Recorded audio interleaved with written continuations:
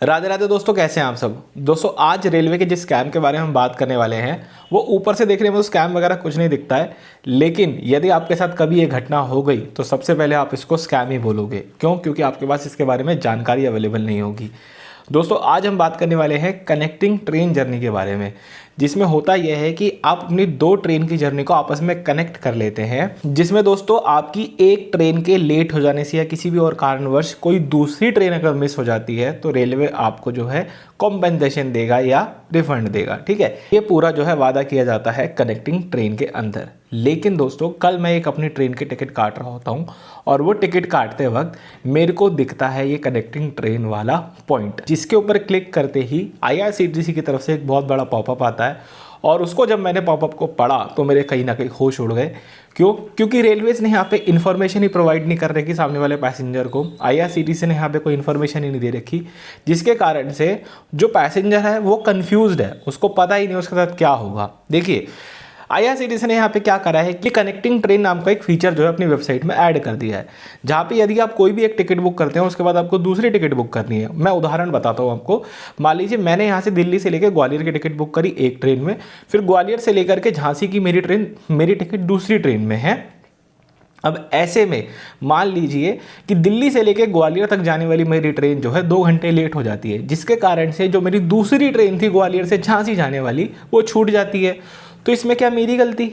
नहीं, ये गलती तो रेलवे की ना, क्योंकि मैं तो आप ही की सर्विस से ट्रैवल कर रहा हूँ। तो ऐसे में इन्होंने कनेक्टिंग ट्रेन का एक फीचर दे रखा है, जहाँ पे आप अपनी दो ट्रेन की टिकटों को आपस में कनेक्ट कर लोगे, जिसमें एक ट्रेन आपकी मेन ट्रेन बन जाएगी और एक ट्रेन आपकी कनेक्टिंग ट्रेन बन जाएगी। ठीक है, और इन टिकटों को बुक करने का ऑनलाइन तरीका भी बड़ा सिंपल है। जैसे ही आप अपने IRCTC अकाउंट से कंफर्म टिकट को बुक करेंगे, उसके बाद जब आप दूसरी टिकट बुक करने जाएंगे तो आपको यहाँ पे कनेक्टिंग ट्रेन वाले ऑप्शन के ऊपर क्लिक करना है और सीधा आप अपनी जो है टिकट काट सकते हैं। ये सिंपल सा इसमें स्टेप है।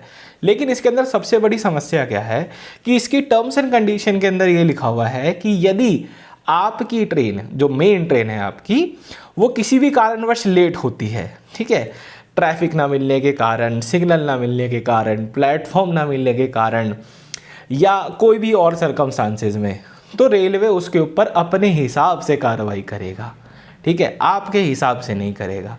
तो इस फीचर को बनाने का फ़ायदा ही क्या हुआ? यदि मैंने एक अपनी कनेक्टिंग ट्रेन वाली टिकट बुक कर रखी है और मेरी पहली वाली ट्रेन लेट होने से दूसरी वाली ट्रेन अगर डिपार्चर ले जाए और मुझे कुछ भी रिफंड ही ना मिले, इस तरह से कनेक्टिंग ट्रेन वाली जर्नी बनाने का फ़ायदा क्या हुआ?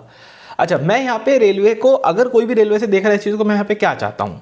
बहुत सिंपल सी बात है कि ये जो आपने टर्म्स एंड कंडीशन बनाई है 5-6, इसको थोड़ा एलैबोरेट कर दो, इसको थोड़ा सा और बड़ा बना दो, जिसमें ये क्लियरली मेंशन हो कि यदि आपकी ट्रेन 2 घंटे, मान लो उदाहरण कि 2 घंटे से ऊपर अगर लेट हो गई तो हम कोई जिम्मेदारी नहीं ले सकते।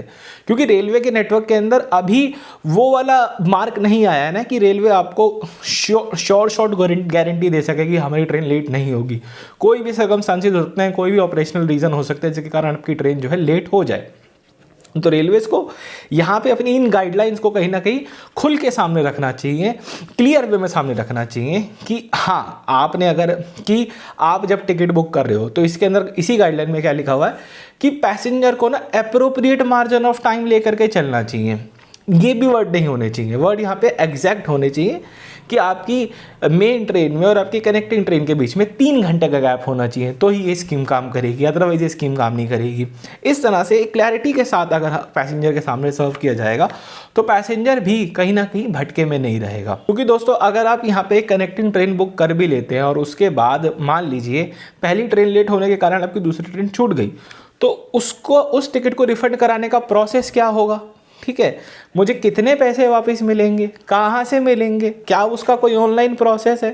तो टर्म्स एंड कंडीशन ना क्लियर होने के कारण और एक बहुत ही लुभावना सा नाम देने के कारण जो कस्टमर है, जो पैसेंजर है, उसके मन में फॉल्स एक्सपेक्टेशन क्रिएट होती है। कनेक्टिंग ट्रेन टिकट बुक करने से मेरे दिमाग में क्या आएगा कि अगर मेरी पहली ट्रेन के कारण दूसरी ट्रेन मिस हो गई तो मुझे रिफंड मिलेगा, लेकिन ऐसा इसमें कहीं नहीं लिखा। इंट्रो में जरूर मैंने आपको ये बात बोली कि रिफंड मिलेगा, लेकिन इन्होंने ऐसा कुछ भी नहीं लिख रखा कहीं पे कि आपको रिफंड मिलेगा। तो क्या होगा उसका? कृपया करके आप लिखें, यहाँ पे पूरी थोड़ी सी बात यहाँ पे और लिख दें नहीं लिख सकते हो मुझे बता दो, मैं लिख के दे दूंगा, कॉपी पेस्ट कर देना। ये एक गैप मुझे कहीं ना कहीं दिखता है।